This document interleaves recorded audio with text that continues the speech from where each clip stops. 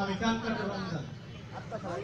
আপনাকে সবার মতো আমার একটা পরিবার ছিল, আমারও একটা মা ছিল, আসছিল আদরের ছোট বোন টুকটুকি, আমার টুকটুকি। ৭১ সালে যখন দেশে যুদ্ধ বাঁধে তখন আমি মুক্তিযুদ্ধে গেছিলাম। যুদ্ধে যাওয়ার আগে মারে কইলাম, মা আমি যুদ্ধে যাব।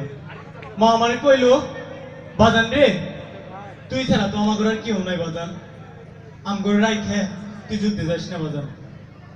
মারে আমি কইলাম, জাগর কেউ নাই, তার আল্লাহ আছে। মা শেখ সাহেব কইছে দেশে শত্রু মুক্ত করতে হইব, যার যা কিছু আছে তাই নিয়ে যুদ্ধ যাওয়া লাগবো, তুই আমারে না করিস না মা।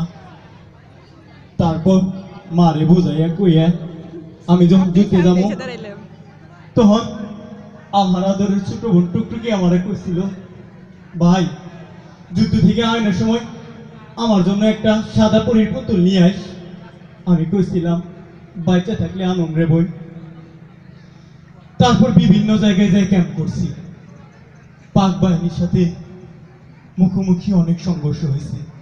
একদিন শেষে যখন মধুপুর জঙ্গলে আমাদের একটা অপারেশন হইল, তখন দারুণ গোলাগুলির শব্দ, চারিদিকে গোলাগুলি চলছে।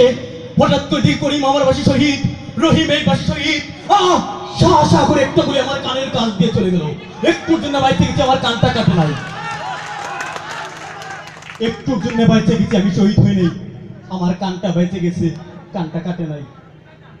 তারপর ১.৫ জন স্বাধীন হইল, তখন একটা সাদা পরীর পুতুল নিয়ে আমি আমার বাড়িতে আইলাম।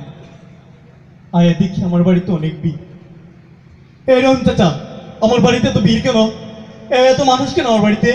হ্যাঁ একই মা, এ মা তুই শুয়ে আছিস কেন? রক্ত, এ মা, মা তুই উঠ, তুই শুয়ে আছিস কেন? মা, মা তুই উঠতে পারিস না, এ মা উঠ, মা, মা গো, ওই মা তুই উঠ, তুই উঠতে পারিস না, মা উঠ, আমার খিদা লাগছে, মা কেমন লাগছে,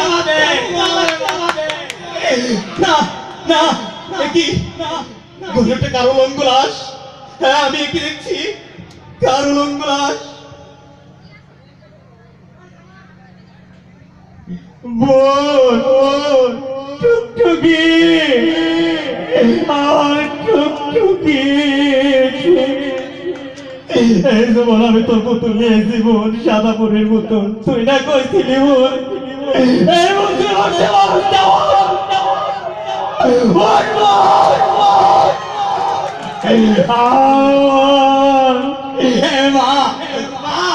টুকটুকি আমার সাথে কথা বলে না, মা ওর কি হয়েছে? মা আমার সাথে কথা বলে না, আমার সাথে কথা বলে না।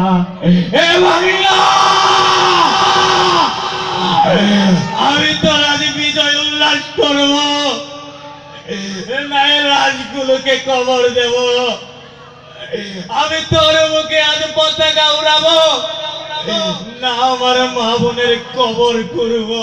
তুই বল, আমায় বল, এই স্বাধীনতা তোকে পাওয়ার জন্য কেন এত বড় ত্যাগ আমাকে স্বীকার করতে হবে? কেন কেন কেন আমার সব কেড়ে নিলি? দুনিয়ায় যে আমার আপন বলতে আর কেউ থাকলো না।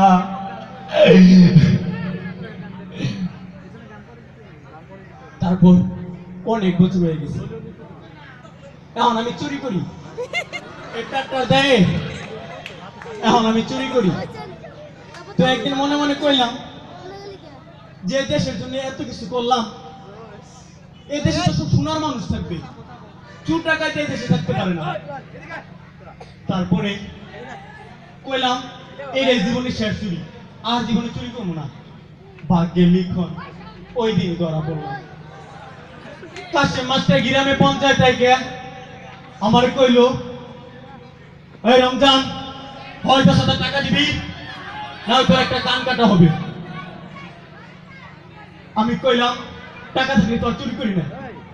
কাশে মাস্টার তুই চুরি করেছে আমার বড় বড় কথা বলে, ওর কান কাট।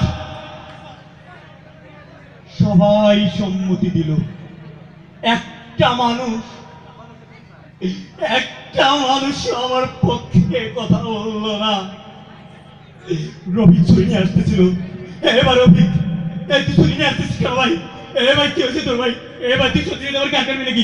ভাই না ভাই, ভাই কাটিস না ভাই, ভাই কাটিস না ভাই, না ভাই, ও ভাই, ভাই মাস্টার সাহেব আপনি দুটো পায়ে ধরে মাস্টার সাহেব আমার ভুল হয়েছে, মাস্টার সাহেব রবি আমার কান কাটতেছে, সত্যি সত্যি আমার ভুল হয়েছে, মাস্টার সাহেব আমারে ক্ষমা করে দেন।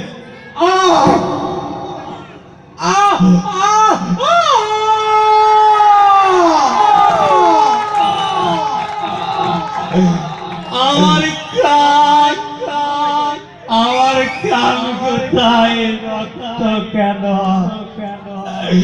আমার কান কোথায়?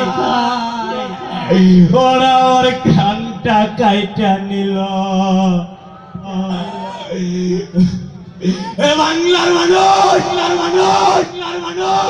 তোদের জন্য আমি কি করি নাই? নিজের জীবনকে বিপন্ন করে যুদ্ধে গেছি, তোদের স্বাধীনতা এনে দিয়েছি। মাকে হারিয়েছি, চোখের সামনে বোনের বিভৎস উলঙ্গ লাশ আমাকে দেখতে হয়েছে। পাক বাহিনীরা কি তোদের চাইতে হিংস্র ছিল? ওরা তো আমার কানটা কাটতে পারে নাই, ব্যর্থ হয়েছিল ওরা। আজ তোরা কাইটা নিলে, এই প্রতিদান দিলি আমায়, এই প্রতিদান দিলি, এই প্রতিদান দিলে আমায়। আবার একটা যুদ্ধ হবে, আবার একটা যুদ্ধ হবে, আবার একটা সংগ্রাম। আমি রাষ্ট্রদ্রোহী হতে চাই, আমি রাষ্ট্রদ্রোহী হব।